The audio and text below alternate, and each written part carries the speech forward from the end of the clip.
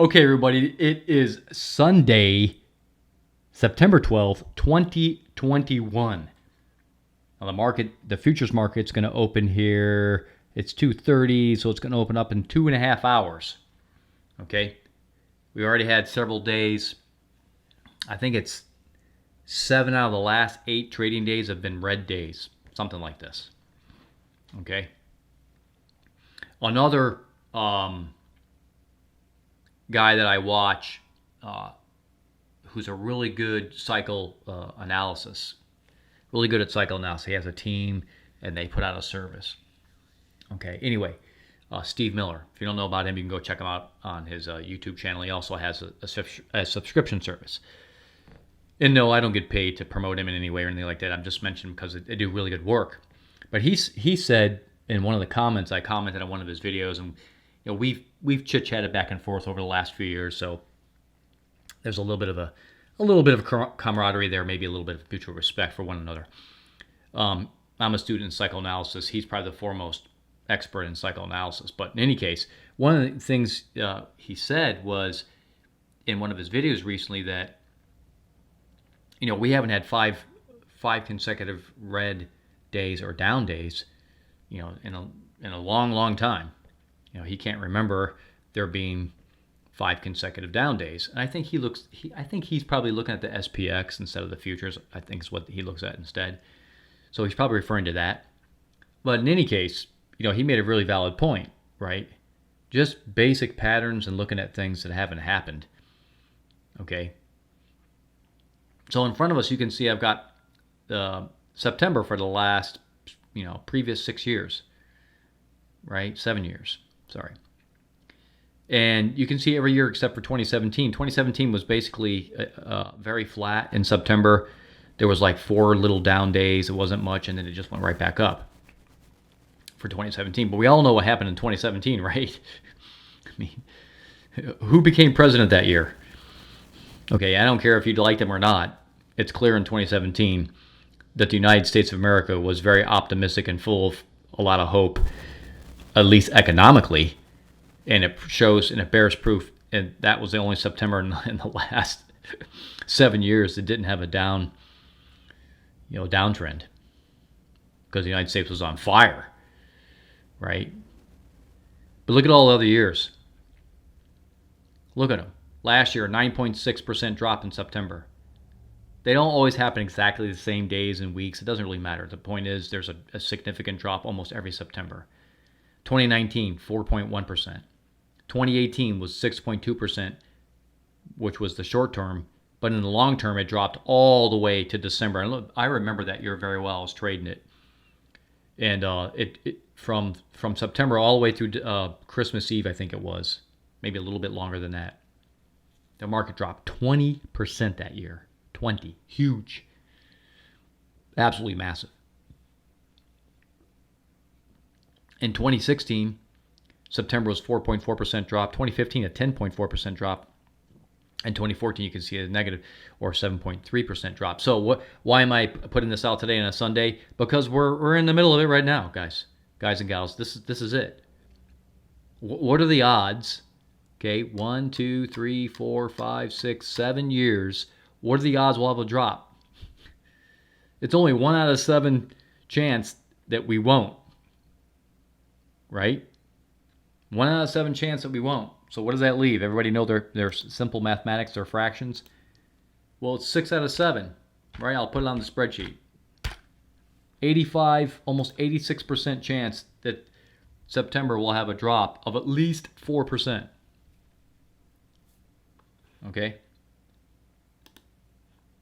And I think I have somewhere in here, so I'm kind of scrolling through my spreadsheet. Okay, you want to know what the drop's been so far for September? 1.8% since about 7 or 8 days of trading days ago. Okay, so simple math tells you there's at least another 2.2% left in this drop.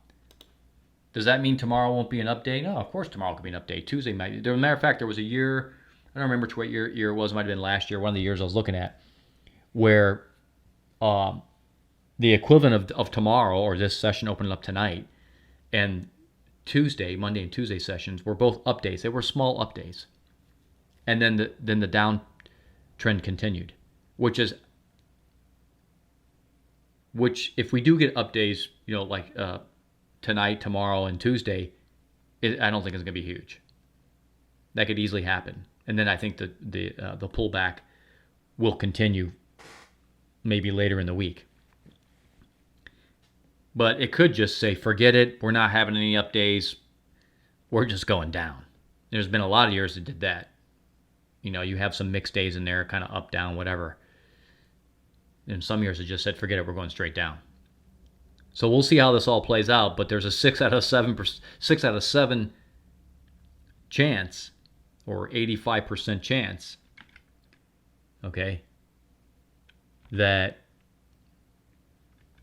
we will get more down, price going down before this is over. And you can see on the screen there, right, that the least of the years, 2019 and 2016, were 4%, a little over 4% drops. Okay. So that's only 2 out of 7. Well, I guess we could say 3. We'll bring in 2017, but of the years that we did have those, we had drops, which was 6 out of the last 7. And now I'm back to 2014, guys and gals. If I go back further, I'd have to look. I just stopped right there. But so that tells us out of the 6 remaining years that were all down, 4 of them were a minimum of 6%. Right? If you take the other 4 years that were greater than 4%, the least of them is 6% drop. Short-term drop. Okay? And just for the record, guys, this right now in 2021, if those of you are thinking we're going to get a September 2017, don't hold your breath. This is nothing like 2017. The United States of America is not full of hope like they were when Donald Trump got elected. Even if you're a Democrat, you can hate on him, that's fine, that's your choice.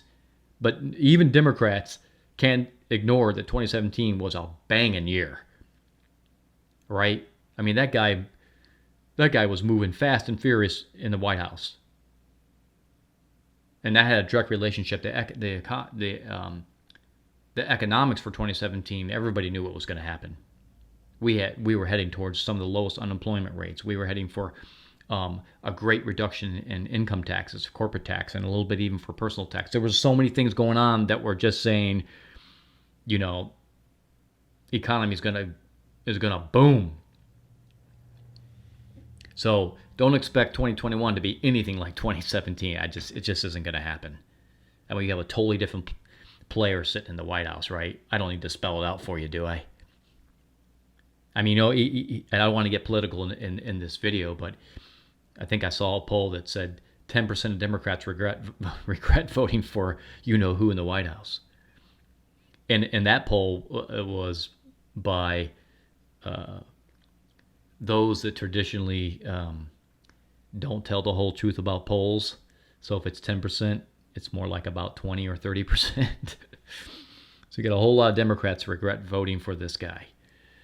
So don't expect 2021 to be anything like 2017, okay? Just the chances of that happening are like almost nil. The chances are far higher that we're going to get at least a 4% drop, and it's probably going to be worse than that. This year is looking, with so much stuff in the wind, the market being so extremely elevated. And yeah, I know we got the U.S. Treasury, and we've got the BlackRocks and the Federal Reserve doing their nasty dance on the supposedly free trade, right? Or capitalism, as they're taking the axe to the roots of capitalism. But in any case, guys and gals, I'm inclined to think that this September, minimum 4% drop. Right now we're at 1.8%. We got another 2.2% minimum in this, and I think it's going to be bigger.